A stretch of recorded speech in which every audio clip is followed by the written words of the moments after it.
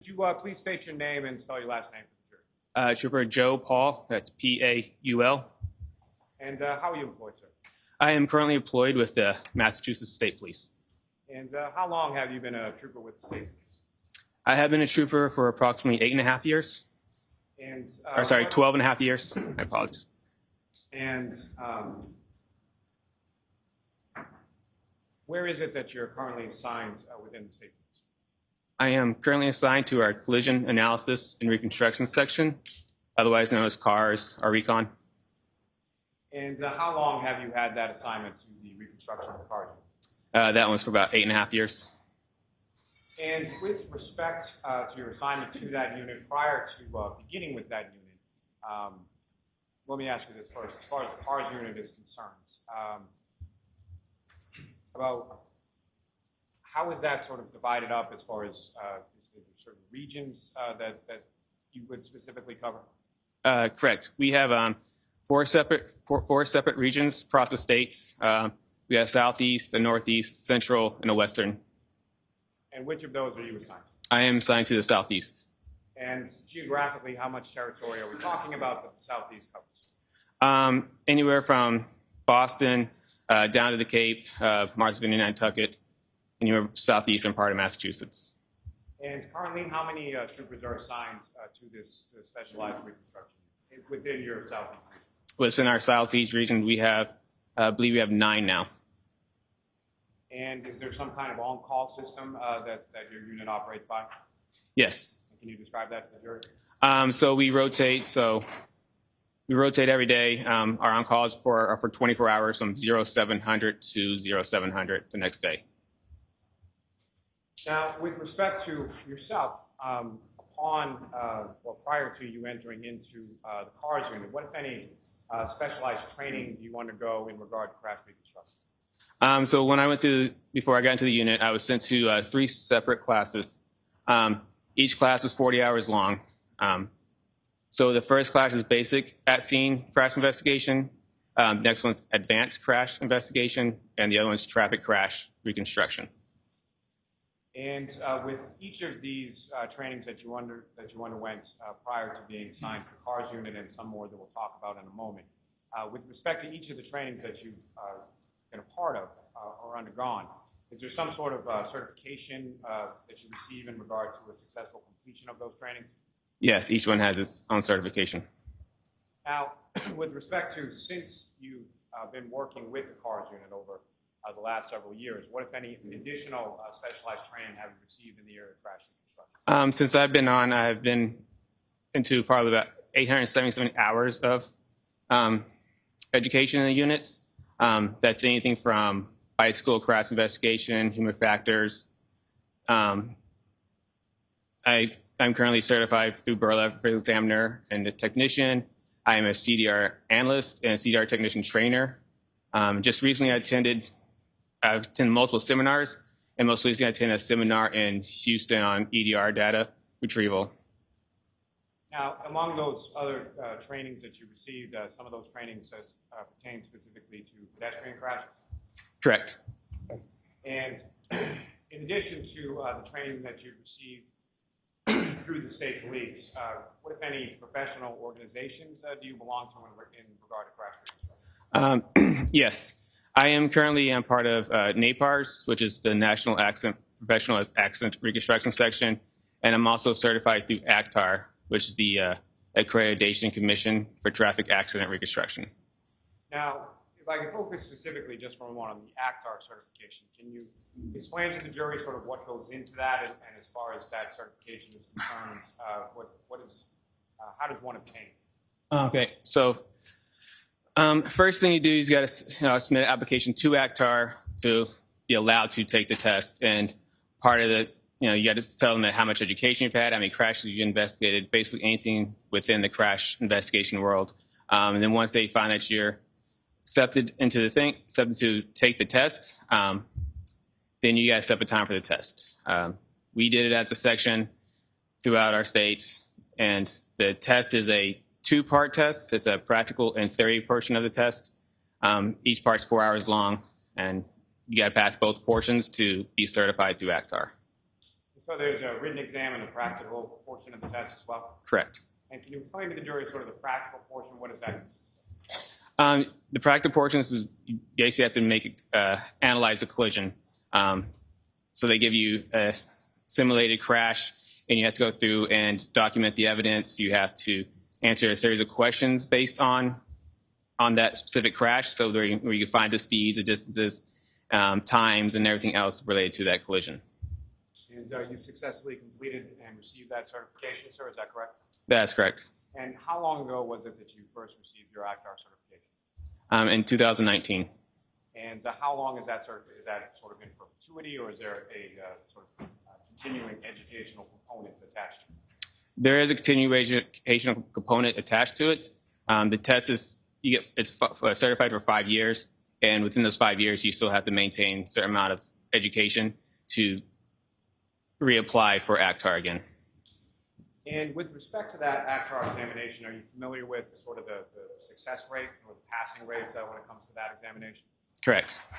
And what is it? It's fairly low. I can tell you within my unit at the time I took it, there were probably 27 of us that took it, and only 3 of us passed it at the time.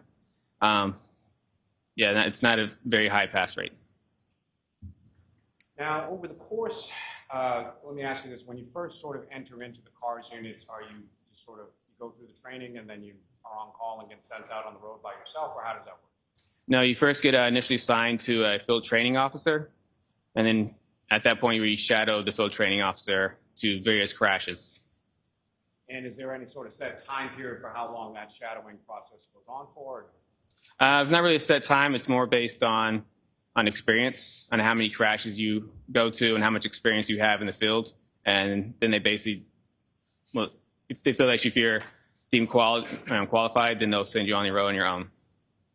And over the course of your years within the CARS or the reconstruction unit, approximately how many crashes have you responded to and investigated? As of now, I've been to approximately 196 crashes, and I've probably assisted another 100, 150 crashes. And of those, of all those crashes that you've responded to, investigated, if you know percentage-wise or number-wise, approximately how many of those have been crashes involving pedestrians? I know I've been to approximately 55 pedestrian crashes, and I've assisted others on pedestrian crashes also. So, 55 out of 196. Now, with respect, if I could, turn your attention to January 29th, 2022. Do you recall that date? I do. And at some point over the course of that date, were you contacted by somebody in regard to a pedestrian collision that occurred, in the town of Canton? I was. And do you recall who was it that first reached out, or how did you first become aware of this? My sergeant, Sergeant Brian Mahoney, was the one who called me at the time. And initially, as far as your involvement was concerned, what was your understanding as the initial request for your involvement in this? My initial request was to image the airbag control module, do a little inspection, test the vehicle, and map the scene out.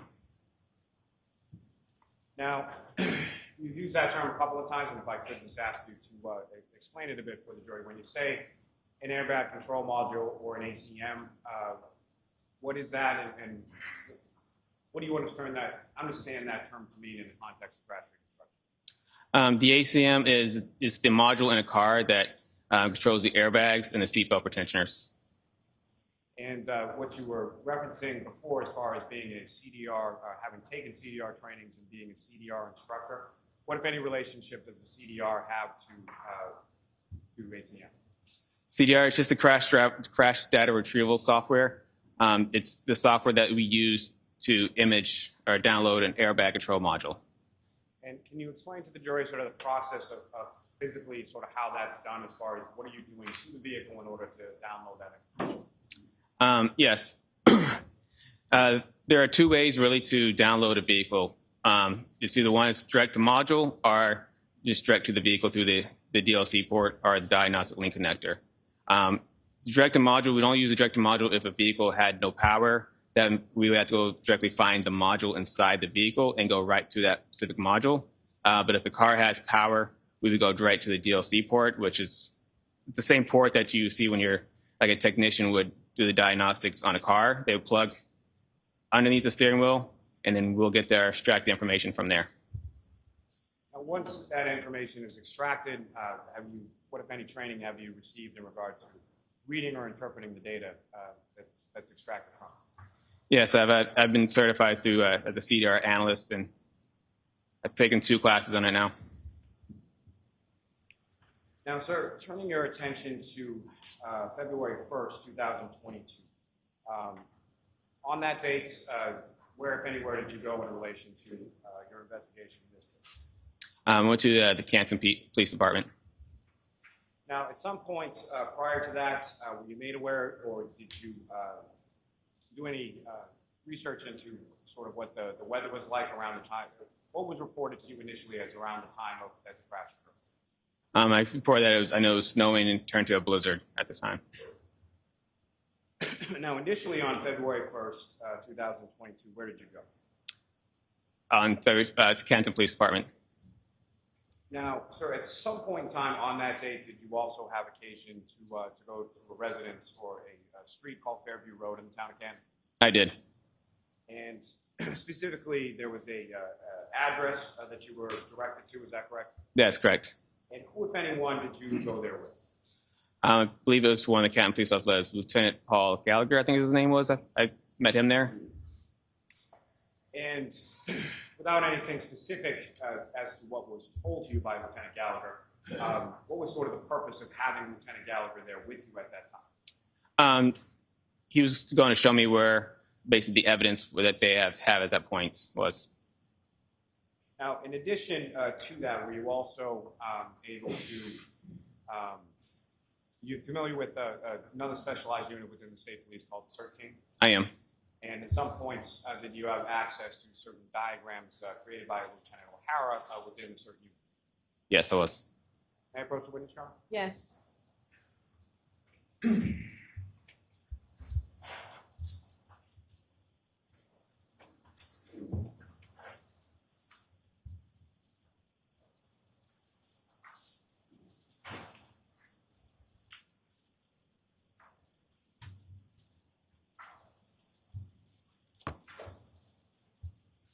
I'm going to show you what's been marked as Exhibit 135 and 136. Actually, just read that until we finish.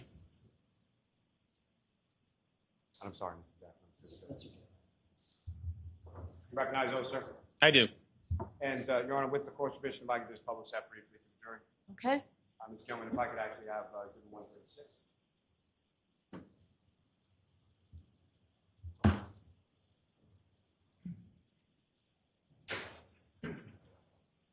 And Trooper Paul, do you recognize what's up on the screen as Exhibit 136? I do. This is the diagram that you were able to view from the created by Lieutenant O'Hara from the CERT team. Yes, it was. And what's contained, at least from this overhead shot, is that fair and accurate trail of the roadway or the conditions of the roadway, absent obviously the weather at the time that you went out there on February 1st. Correct. I mean, you can take that. Thank you.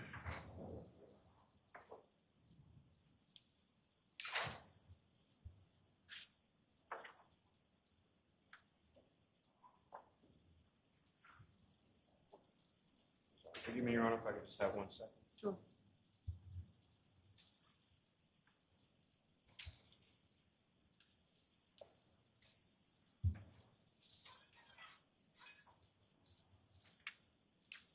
May I approach the witness, Your Honor? Yes.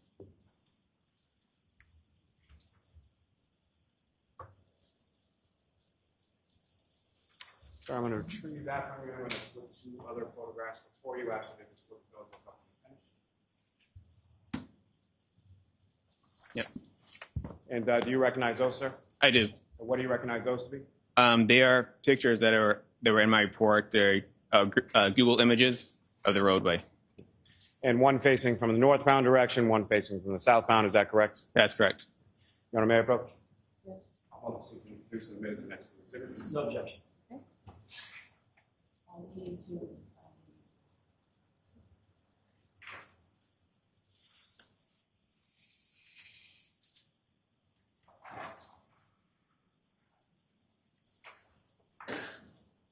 And Your Honor, with the court's permission, if I could just publish these first return them to the witness and then publish them briefly. Yes.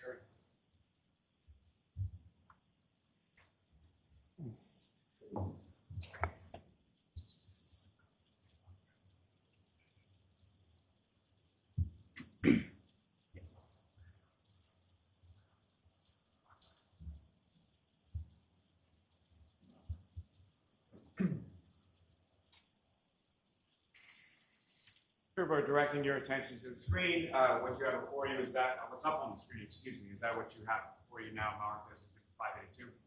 Yes, it is. And if you could, there should be a laser pointer on the desk somewhere before you, sir. If you could, using that laser pointer directs the jury's attention to sort of what we're looking at in this particular photograph of the road. All right. So this is Ferry Road. It's facing northbound. 34 Fairview Road would be onto the left in this area. Now, with regard to the roadway, when you went there, what, if any, observations or what, if anything, did you note about sort of the roadway surface or markings on the roadway or the general overall condition of the road? The roadway was, there's no significant difference, anything significant with the roadway. As far as the roadway material, were you able to observe whether or not it was sort of asphalt or concrete or anything Right. else? Yes, it was an asphalt roadway.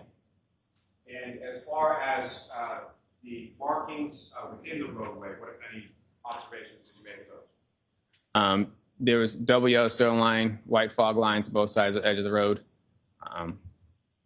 Is that what we're going after? The roadways? And then as far as adjacent to the roadway or adjacent to the fog line, what, if anything, did you observe there? So as you look at the picture, the left side has asphalt curbings. These are about 5 inches tall, same on both sides, and there's a sidewalk along the right side of the roadway here. And the side with the asphalt curbings, that's the same side that 34 Fairview is located on, is that correct? Correct. Ms. Gilman, if I could have the next slide.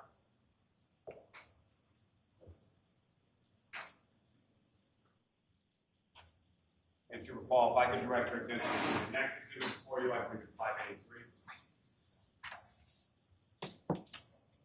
And again, sir, what's up on the screen, is that what you have before you as 583? Yes, it is. And if you could, again, using the laser pointer, just briefly direct the jury's attention to what, if anything, you know as far as from this perspective. Yeah, so this is the southbound. 34 Fairview would be on the right side here.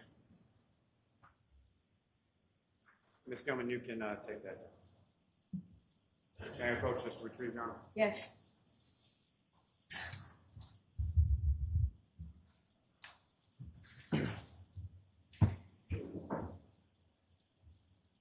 Now, Trooper, with regard to the roadway as far as Fairview Road, what, if anything, did you note in regard to postings regarding the speed limit on that particular roadway? Yes, the posting for a speed limit is 30 miles per hour. At this area, it's only posted 30 miles per hour for northbound operators, and I believe it was like 19 Fairview Road is posted in front of. For the southbound operators, it was not posted. And so for a northbound operator, that would again be someone where the residents of 34 Fairview Road will be on the left-hand side of the road, is that correct? That's correct. And with regard to the width of the lanes, or what, if any, measurements did you take in regard to the lanes or the roadway itself? Yeah, each travel lane was approximately 12 feet, and the overall width was approximately 27 feet. Now, as far as measurements being conducted with regard to the scene, what, if anything, did you use or employ to make those measurements, or what, if any, devices? Yes, I mapped the scene with it's called a Leica GNSS GPS total station, and I also used a drone. That's a UAS, is that correct? Correct. The drone, I mean. Yes. And with regard to each of those, as far as the GPS mapping and the drone, have you received any sort of specialized training in regard to employment of each of those tools? Yes, I have been certified to use the Leica, and I've also have a Part 107 license for the drone. Now, as far as starting with the Leica or the GPS, if you could explain to the jury sort of what that is and how you use that device in order to, as you termed it, map.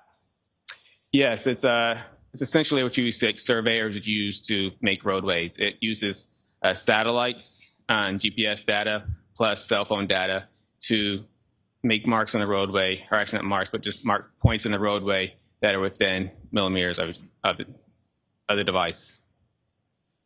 And with regard to the drone device, sir, how does that, can you explain to the jury sort of how that works and how that's used? Yeah, so the drone, and we fly the drone around the area. We set it to set up a grid pattern to fly around the scene. And while it's flying this grid pattern, it takes a series of photographs. And these photographs are also GPS marked. So once we get all the photographs in, we throw into a program, and the program will essentially stitch us all together. And then once we get that picture, we throw it into a diagramming system. And that diagramming system, have you also received training in regard to utilization of that diagramming system? Yes, I have. And the one that you're currently using within the CARS unit, what is that diagramming system or software called? It's IMS 360. And Your Honor, may I approach the witness? Yes.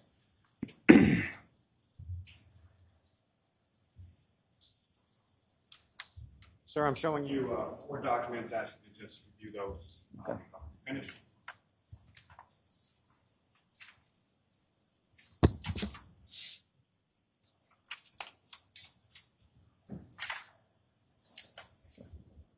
And do you recognize those, sir? I do. And what do you recognize those to be? These are the diagrams that we print out through the program. And the last one is the drone image, is that correct? Yes, they're all drone images. The last one is just one that was put into my diagram, and I labeled it as a drone image. Your Honor, may I approach? Yes. I'm also seeking to introduce the witness to the next 4 exhibits. No objection.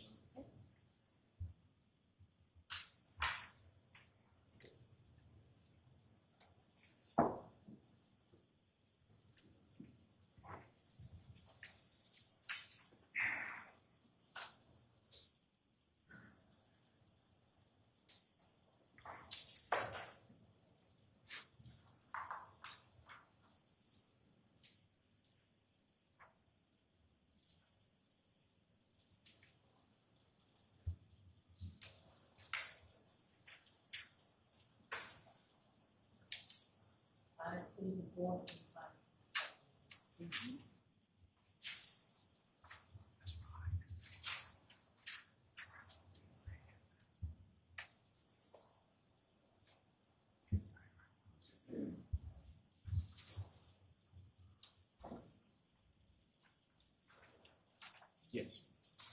That's my fault. Thank you very much. Sure. Now, Cooper Paul, are you familiar with the term, well, let me ask you this, in regard to the roadway itself, what, if anything else, beyond sort of lane width and overall width, what, if any, other measurements did you take there? So we took measurements for the evidence. Let me ask it this way, as far as with elevation or incline of the roadway, what, if any, measurements did you take in regard to that? Yeah, so we took the elevation and roadway measurements, or the elevation for the roadway. And where in relation to the residents at 34 Fairview did you take that? Sort of the entire street or just in the general area of that specific address? In the general area of that specific address. And from your measurements as far as, well, let me ask you this, how is a measurement regarded to elevation or incline? What kind of tool do you use for that? We have a level, it's a digital level that we'll place on the roadway, and we'll get a measurement from that. Now, with regard to the measurements that you took of the elevation or the incline in the roadway, anything, or what, if anything, of significance did you find from that? So this roadway had approximately plus or minus 1 to 2 degrees. So nothing significant, is that fair to say? Nothing significant, yes. Now, sir, through your training and experience as a crash reconstructionist, are you familiar with the term related to crash reconstruction called roadway evidence? Yes. And can you explain to the jury sort of what your understanding of that term is and what types of things could be termed as roadway evidence? Roadway evidence is anything that's related to the collision you're investigating at the time.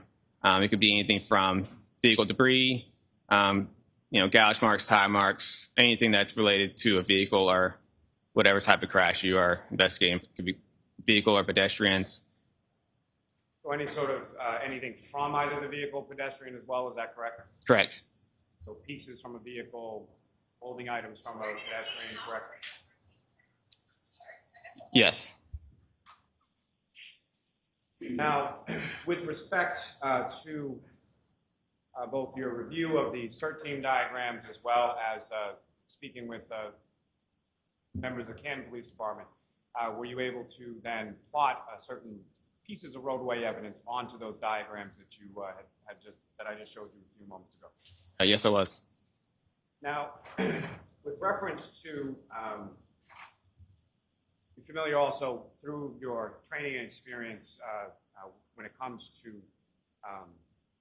pedestrian crashes, as far as sort of the physics or kinematics of how pedestrians interact with vehicles in the course of a collision.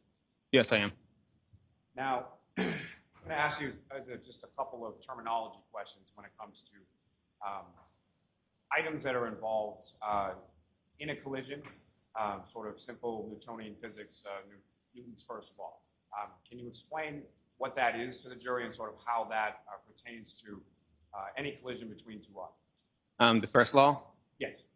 Yeah, that's the when an object stays in motion or stays at rest, will stay at motion or rest until acted upon by an outside force. Now, with respect to, are you familiar also with a crash reconstruction term called final rest? Yes, I am. And are there different derivations of final rest as far as controlled final rest versus uncontrolled final rest? Correct. And can you explain just first to the jury what final rest means in relation to crash reconstruction, and then what, if any, differences there are between a controlled final rest and an uncontrolled final rest? Yes, the final rest is what we use for describe the area where a pedestrian came to stop after the collision. It's immediately after the collision. This is where they first stopped. Or a vehicle, usually after collision, it's where this vehicle first stopped. And a controlled final rest is when an operator actually controls the vehicle to the stop, and as opposed to the uncontrolled final rest is when there is no control, usually acted upon by outside forces that will control the vehicle or pedestrian to its final rest. And, Your Honor, with court's permission, if I could publish what's now been marked as Exhibits 584 through 587 for the jury. Yes. Ms. Gilman, if I could first have a diagram.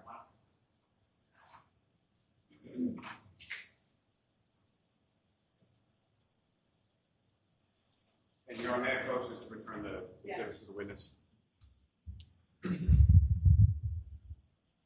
Ms. Gilman, if I could ask you to zoom in just a little bit on that.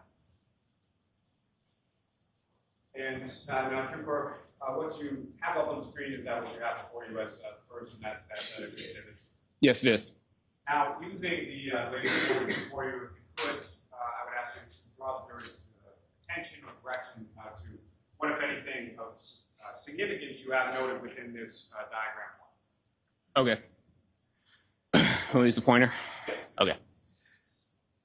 So in this time, I labeled each part of evidence.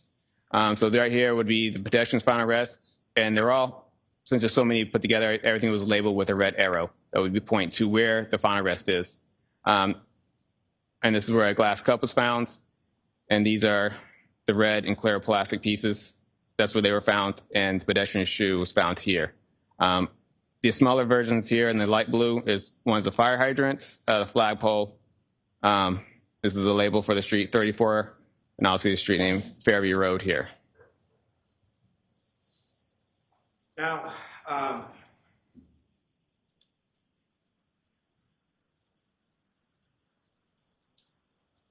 as far as measurements were concerned, what, if anything, were you able to do to measure sort of between different points of roadway evidence, or specifically from the pedestrian or Mr. O'Keefe's final rest in reference to other items that you have depicted on the diagram?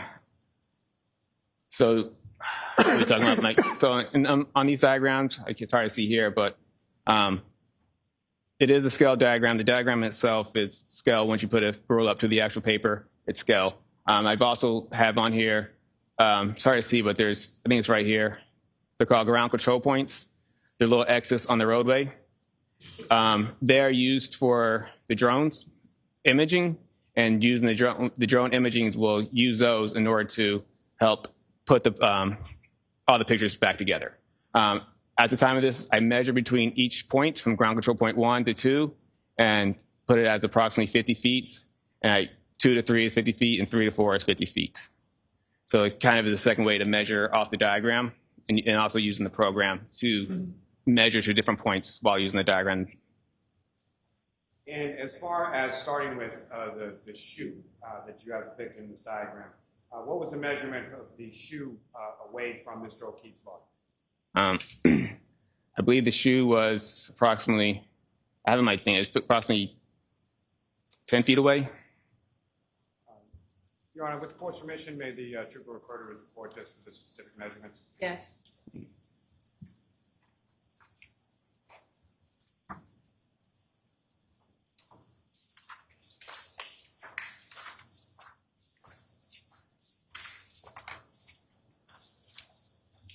Okay. And so, trooper, with regard to the shoe, how far away approximately was that from Mr. O'Keefe's body? 9 feet. And did you also have a measurement for how far away the glass cup pieces were from Mr. O'Keefe's body? Yeah, 1 foot. And for the red plastic you have labeled on this diagram as A, how far away from Mr. O'Keefe's body was that? 7 feet. Now, with regard to the directionality, you also measured sort of directionality as far as the 9 feet that the shoe was away. Which direction was it? Each evidence was measured from the pedestrian's final rest. So the shoe was 9 feet southeast from the pedestrian's final rest. And if you could, using the laser pointer on the screen, as far as the directionality of or if you could first direct the jury's attention to where Mr. O'Keefe's final rest is, and then as far as the directionality of southeast from that, where is it? Okay. So right here, pedestrian's final rest, it's more right there. The shoe is right here, so it would be kind of southeast. I have an arrow pointing north to kind of give it extra. And the glass cup that was 1 foot away, in which direction was that? It was about 1 foot north. I think it was found like within, right next to him. So. And the red plastic that you have labeled as A, again, that was 7 feet. In which direction was that, sir? That one was east, so it's right here.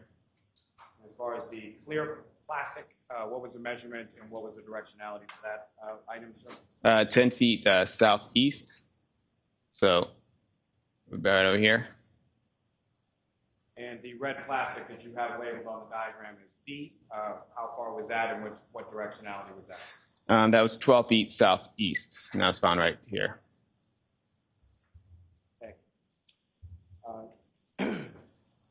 Sir, if I could direct your attention to the next exhibit before your diagram number 2, if I could have that, please.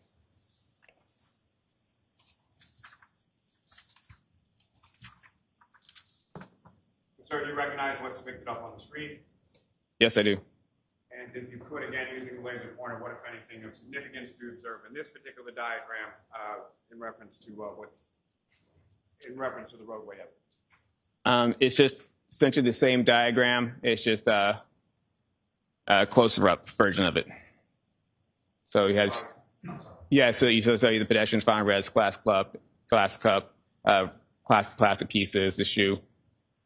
It's all still depicted in the diagram. And the red arrows that you had indicated, delineated, or depicted sort of from where the words are to where the items were, is that present in this diagram as well? Correct. If I could direct your attention to the next exhibit before you, and if I could have diagram 3, Ms. Gill. And again, Trooper, do you recognize what's up on the screen? I do. And if you could just describe to the jury, what are we looking at in this diagram? Yeah, so this is just a closer up to the evidence. It's a little smaller scale.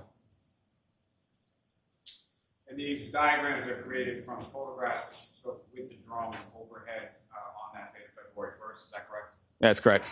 And if I could direct your attention to the last exhibit within those.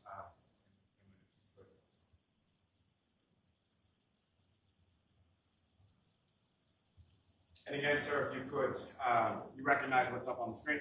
I do. And Could you describe to the jury again using the laser pointer to delineate what, if anything, is significant to observe in this drone photograph and diagram you have on? Yeah, so this is from my report. It's the same diagram, has the same amount of evidence on here. There's a house, there's a light pole here. These lines here, which I mentioned earlier, were the edge of the road and the edge of the sidewalk.